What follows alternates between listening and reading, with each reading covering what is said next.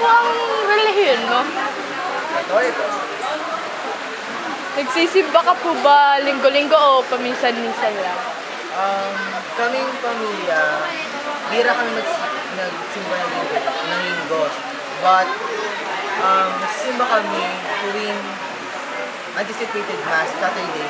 Kasi sa amin ang linggo, parang busy day na kasi for ready na for sa kinabukasan, sa Lunes. Bakit ka po nagsisimba?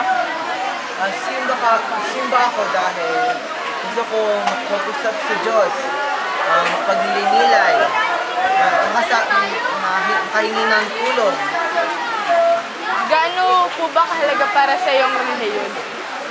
Gaano po ba kahalaga sa iyong relihiyon? Gaano kahalaga sa akin ang relihiyon? Mahalaga dahil dito sa relihiyon ko nakukuha yung parte para mabuo yung pagkatao ko. Ituruan nila ko ng tamang asal. Tulad po ng ano? Paggalang sa matatanda. Paano po makakatulong sa iyo bilang kabataan ang relihiyon? Makakatulong ang relihiyon sa akin bilang kabataan. Tuturuan nila ako na humingi ng tulong sa Diyos, na huwag magpabaya, magkaroon ng tamang asal sa usap sa aking kapwa.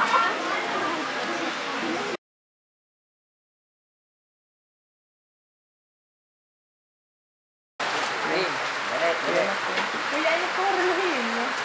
Katoliko. Roman Catholic. Bakit ka po nagsisimba?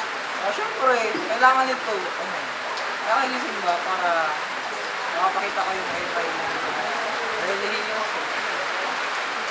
Gaano po ba kahalaga sa iyong relihiyon? Ito, mahalaga ito kasi parang ito yung sumisimula sa ating pagkatao. Yun. Paano po makakatulong sa inyo ang relihiyon? Nakakatulong.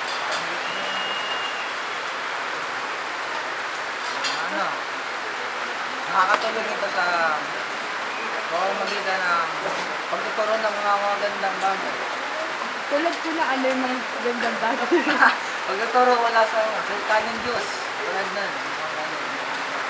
Pwede ka po ba magbigay ng halimbawa sa amin kung ano po yung mga kabutihan na itinuturo? Tutulungan lang sa pamamagitan ng tuturuan nila akong maging mabuting tao. Kung anong magiging pakikitungo sa mga tao. Salamat po kuya sa pagpapunlak sa amin. Kaintarbihin ka namin. Kuya, ano pong relihiyon nyo? Ang Katoliko po. Bakit ka po nagsisimba? Ha? Bakit ka po nagsisimba? Para makalapit sa Diyos. Gaano ba kahalaga para sa iyo ang relihiyon? Gaano po ito kahalaga sa iyo? Bakit ka po nagsisimba? Hindi ko na ito masukat dahil napakahalaga nito sa akin. Gaano po kahalaga sa iyo ang relihiyon? Mahalaga ito sa akin dahil dito nagiging mabuting tao.